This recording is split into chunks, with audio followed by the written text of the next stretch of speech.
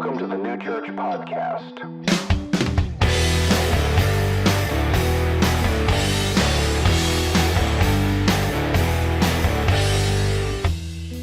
Today we have a story about two very different believers, front row and back row, an insider and an outsider, a man and a woman, rich and poor. Both of them are desperate, and both of them go to Jesus and show us some things about faith. We're still in Luke chapter 8. We're going to finish chapter 8 today. Just before this, Jesus had sailed to the other side of the lake to get away from the crowd, heal the demoniac who called himself Legion, and now he's coming back. The crowd has gotten even bigger. Verse 40. Now, when Jesus returned, the crowd welcomed him, for they were all waiting for him. And there came a man named Jairus, who was a ruler of the synagogue, and falling at Jesus' feet, he implored him to come to his house, for he had an only daughter, about 12 years of age, and she was dying. Now, the synagogues were the local gathering places for the people of God. In almost every way, they are where our concept of church comes from. They got together weekly to read Scripture, teach what it's talking about, apply it to their lives, pray together, sing together, encourage each other in their faith, have fellowship with other believers in the community. All of this in a local context. Jesus never failed to go to a local synagogue and join in weekly worship. The church continued to meet in those synagogues, in a lot of places, for more than 150 years after the resurrection. They'd show up on Saturday, the Sabbath, to share the gospel with Jews who didn't believe in Jesus yet, and then they'd go again on Sunday to gather specifically with other Christians, celebrate communion, read the Gospels, read the letters of the apostles. We have to realize that while Jesus was doing his earthly ministry, almost all of his followers were Jews. We sometimes forget Jesus was too. He was Israel, the people of God, reduced to one man. And we get so used to the religious leaders being his enemies that we kind of lose the perspective that almost every person who believed in him and followed him were Old Testament following, synagogue going, psalm singing Hebrews. So this story begins with a leader from the local synagogue pushing his way to the front of the crowd, falling on his hands and knees in front of Jesus and begging him to come to his house because his 12-year-old baby girl was dying. Now, this is a prominent member of the community. Everyone knows this guy. He's risking everything on the hope that Jesus can do something to save his daughter. I mean, what would you think if your pastor went to some fringe traveling faith healer in a desperate attempt to save his kid? You'd probably wonder about his faith, right? Maybe time for that guy to take a sabbatical, get some sleep. Well, Jesus feels for the guy. He agrees to go see his little girl. Verse 42, as Jesus went, the people pressed around him. And there was a woman who had a discharge of blood for 12 years. And though she had spent all her living on physicians, she could not be healed by anyone. She came up behind him and touched the fringe of his garment. And immediately, her discharge of blood ceased. And Jesus said, "Who was it that touched me?" When all denied it, Peter said, "Master, the crowds surround you and are pressing in on you." But Jesus said, "Someone touched me, for I perceive that power has gone out from me." And when the woman saw that she was not hidden, she came, trembling, and falling down before him, declared in the presence of all the people why she had touched him and how she had been immediately healed. And he said to her, "Daughter, your faith has made you well. Go in peace." So Jesus is trying to go with Jairus to his house, but the crowds are in the way, and they're crushing him. Now, Jairus is in a hurry, but they're going so slow. Had to be frustrating. All he's thinking is, my baby girl's dying. We got to get there before it's too late. But it's like one of those dreams where you try to run, but you can't move. Everyone crowding in, trying to get a glimpse of this Jesus guy. And then he just stops. Jesus just stops. Jairus had to be like, what the? Oh my goodness. Jesus says, "Who touched me?" And Peter's like, "Really? That's your question? We're being smashed like a bunch of grapes here? Everyone's touching you. We got to keep moving, man. We're going to get trampled." Jesus is like, "No, someone touched me, and I felt power go out from me." How strange is that? This is a very rare glimpse into what it was like to be Jesus. If it wasn't for this story, we would have never known that Jesus felt divine power go out of him when he did miracles. So he's looking around the crowd, says it again, "Who touched me?" And it's not that he didn't know. How do you think Jairus is feeling right about now? We gotta go. We gotta go. Meanwhile, there was a woman who had also heard about Jesus. She wasn't supposed to be there. 12 years ago, something went wrong with her menstrual cycle, and she never stopped bleeding. And as awful as that sounds, it was actually worse for her. When a Hebrew woman was on her period, she was considered unclean. She had to go live outside the city in a tent with the other women who were having their time of the month. And I know what some of you are thinking. You're thinking, that sounds like a pretty good idea. Why do we get rid of that rule? Stop it. You're not funny. We are not going to reinstate the red tent. Although at our house we do call that particular time of the month living outside the city. Well, hers started 12 years ago, and it never stopped, which means she hadn't been able to return to her family for 12 years. Probably hadn't gone to worship, Passover, or had a meal with friends for 12 years. She was an outcast, wasn't supposed to be around other people, wasn't supposed to be there in the crowd that day either. But she thought Jesus would be able to help her. No one else had been able to. Remember Luke, the guy writing this? He's a physician. Probably didn't give him any joy to include that detail that doctors had taken this poor woman for everything she had. Took all her money, didn't do anything to help her at all. In fact, Mark says even made her worse. I know some of you can relate to that. So she thought she might sneak up on him, like stay in the back where no one would notice her, keep her head down, and steal a miracle. Not make a fuss, just anonymously touch the tassel of his robe. Which, by the way, is another interesting detail, something we don't usually think about. It's a rare physical description of Jesus.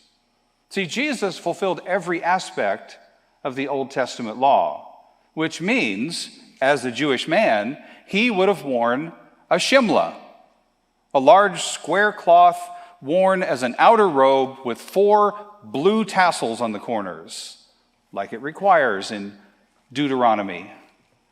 Sometimes paintings of Jesus, they have that blue sash, you know. This is where that comes from. The woman had reached out and touched one of those tassels, and she was instantly healed, made clean. The bleeding stopped. Mark tells us that just like Jesus had felt the power go out from him, she felt her body restored. Poor Jairus, man. He's staring at his watch or sundial, maybe just tapping his foot and sighing deeply. The woman had snuck into the crowd and touched Jesus secretly. I mean, she got her miracle. But Jesus didn't want her to think she'd done anything wrong. He didn't want her to leave feeling shame. He wanted her to know that he healed her on purpose. So he waited for her to step forward, identify herself. And when she realized she wasn't going to be able to hide in the back, she came forward. She fell at Jesus' feet, just like Jairus had done. But instead of begging, she's trembling. She tells everyone what she did and that she had been instantly healed. It's not the kind of miracle that anyone could see, but it still had to be an amazing, powerful moment. Well, for everyone except Jairus. Then Jesus looked at the woman and said, "Daughter, your faith has made you well. Go in peace." He calls her daughter. It's very tender, very sweet. He's restoring her as a daughter of Israel. He's letting everyone there know that she was no longer an outcast. And I'm sure Jairus particularly noticed what he called her. Verse 49, while he was still speaking, someone from the ruler's house came and said, "Your daughter is dead. Do not trouble the teacher anymore." But Jesus, on hearing this, answered him, "Do not fear, only believe, and she will be well." They thought Jesus dilly-dallied around, and now it's too late. He just had to stop, had to have that moment with the woman who touched him. Couldn't that have waited? I mean, she had been suffering for 12 years. What was another hour going to matter? Someone from Jairus' house, probably a family member, come running up. They say, "Yeah, it's too late. Stop bothering Mr. Miracle there. And just come back home. Your baby girl's dead. And you weren't even there when she died because you were out on some fool's errand." At least that's how I hear it. But that's how Jairus heard it too. But Jesus looks at Jairus and he says, "Don't listen to them. It's going to be all right. Don't give in to your fear. You came to me full of faith. Continue to believe in me. She's going to be okay." But man, that's easier said than done, right? I mean, Jairus, he had some hope. He had some faith. But his world just crashed in on him. Death seems pretty final. What Jesus says to Jairus, it's the basic point of every Christian funeral sermon. It's appropriate to be sad, but we don't grieve like unbelievers. We don't have to be afraid. We just have to continue believing and trusting in Jesus. They're going to be okay. This is what our faith is for. I don't hear what Jesus said to Jairus as like a command, like laying down the law. Do not fear, only believe, and she'll be well. I hear this as comfort. Man, don't be afraid. Just keep believing. She's going to be fine. Verse 51, when he came to the house, he allowed no one to enter with him except Peter and John and James and the father and mother of the child. And all were weeping and mourning for her. But he said, "Do not weep, for she is not dead, but sleeping." And they laughed at him, knowing that she was dead. Now, this next thing, it sounds kind of strange to us, but wealthy people would hire professional mourners. And that's what's going on here. A small crew had been hired to do the job of leading the family and friends in weeping and sad music. Remember when Jesus said, "We played a dirge and you did not weep"? This is the kind of thing he was talking about. He asked most of the disciples to stay outside. He takes Peter, James, and John in with him. It's a small inner circle that he would sometimes choose to be witnesses for certain amazing events. The Bible says truth is to be verified by 2 or 3 witnesses. So he brought them along. Went with Jairus and his wife into the room where the girl's body was. Jesus told the band of mourners to stop. Said, "She's not dead. She's sleeping." You know that puff through your nose, eye roll kind of thing people do when they think someone is full of it? Scoff. They shook their head and they mocked Jesus because they knew she was dead. What's this guy with the blue sash? What's he talking about? Well, Jesus told him to knock it off. She's not dead. She's just sleeping. It's where we get the phrase, "rest in peace." Do you know what the word cemetery, what it means? It actually comes from a Greek word that means sleeping place. When we die, our spirit goes to be with Jesus in heaven. We're with him waiting for the resurrection of our body that's resting in cemeteries. What happens next is a little glimpse of the day of resurrection. Verse 54, taking her by the hand, he called, saying, "Child, arise." And her spirit returned, and she got up at once.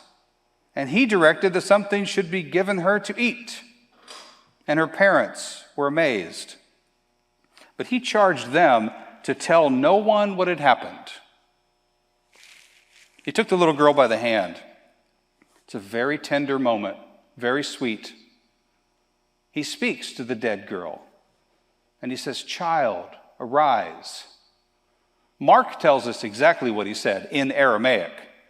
He said, "Talitha kumi," which means, "Little girl, I say to you, arise." And her spirit returned to her body. This is resurrection. This is what's going to happen to all of us who believe and trust in Jesus. He will speak and we will rise. Jesus took her hand, told her to get up, and she immediately got up on her feet, like from dead to dancing in an instant. Everyone watching was amazed. Their minds were blown. I imagine tears of joy, hugs and kisses. Jesus smiling when he says, "Why don't you get her something to eat?" Probably because she was hungry after being sick for so long. Also, he didn't want them to wonder if she was a ghost. Jesus was going to do the same thing after his resurrection. And then he told them not to tell anyone what he had done. Why did he do that? I mean, sometimes Jesus told people to tell everyone, and sometimes he said, "Tell no one." I think he might have been trying to protect Jairus and his family, keep the little girl from becoming some kind of freak show attraction. After Lazarus was raised from the dead, it says everyone wanted to see him. They came from all over to look at Lazarus. It also said the Jewish leaders wanted to kill Lazarus as well as kill Jesus. So I think Jesus was sparing Jairus' family and the little girl all that drama. The people in this story, they're a lot like we are. Whether we're respected members of society or outcasts, I mean, most of us feel a little bit like both sometimes, right? We're all going to have problems that we're not going to be able to fix. Death and sickness and trouble and pain, it's coming for us all. And it's never going to happen at a convenient time. It's going to shake us up. We're going to want that problem to be resolved as soon as possible, like Jairus. We love our kids. We would do anything for our kids. Like the woman, sometimes the pain lasts a long time. It seems like it's never going to go away. We're tempted to lose hope, despair. Remember this story.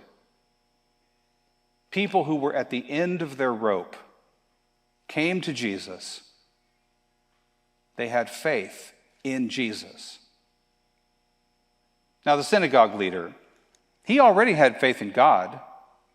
He needed to have specific trust in the Son of God. So that's what Christian faith is. It's not just believing in God. It's not just believing that you're spiritual, whatever that means. It's not just believing that Jesus Christ, the divine Son of God, is God. It's not just that either. Remember Legion from last week? Yeah, he believed all those things. Christian faith is that through Jesus, God will do for you what you can't do for yourself. Saving faith means you believe that Jesus and Jesus alone can and will save you. The woman had probably prayed 1,000 times in her isolation outside the community. But she needed to overcome her fear, join with the people who were following Jesus. She needed to respond with faith to all those things she had heard about Jesus, reach out to him. And she needed to step forward and admit that she needed him in front of all those people. There ain't no secret. Christians, we also learn that God's not in a hurry. He does things in his own time. He also doesn't discriminate between men and women and children, between rich and poor, between leaders of the community and social outcasts. Everyone who comes to Jesus in faith is going to be restored, but in his perfect timing.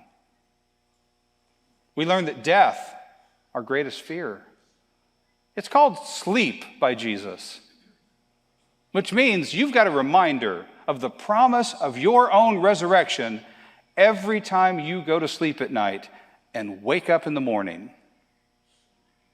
We learn that your faith saves you, like Jesus said to the woman. You've been saved by grace through faith.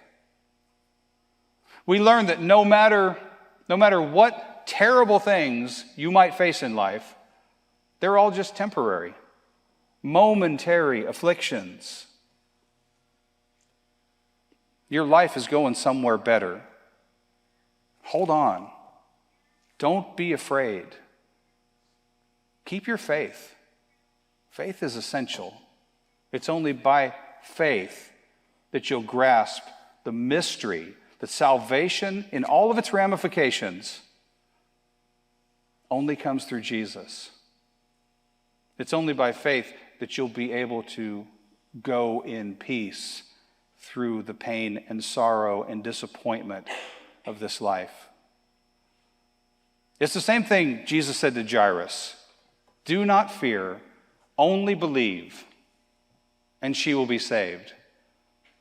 But hear that applied to you. Listen, no matter what it is you're facing, Jesus says this: don't be afraid, just believe, and you'll be saved. Today we're going to celebrate Holy Communion, which is another mystery, another way by faith that your body, as well as your soul, is touched with Christ's resurrection power. It's true for all of us.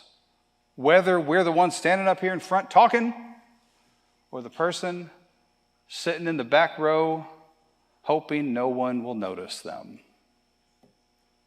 Well, Jesus sees you, and he is fully aware of when you reach out to him by faith and when you don't. Amen. For more information, go to newchurch.love or email frank@frankhart.com. If these online resources have been meaningful to you, please consider going to newchurch.love/give and show your support by helping make this ministry possible. Thank you.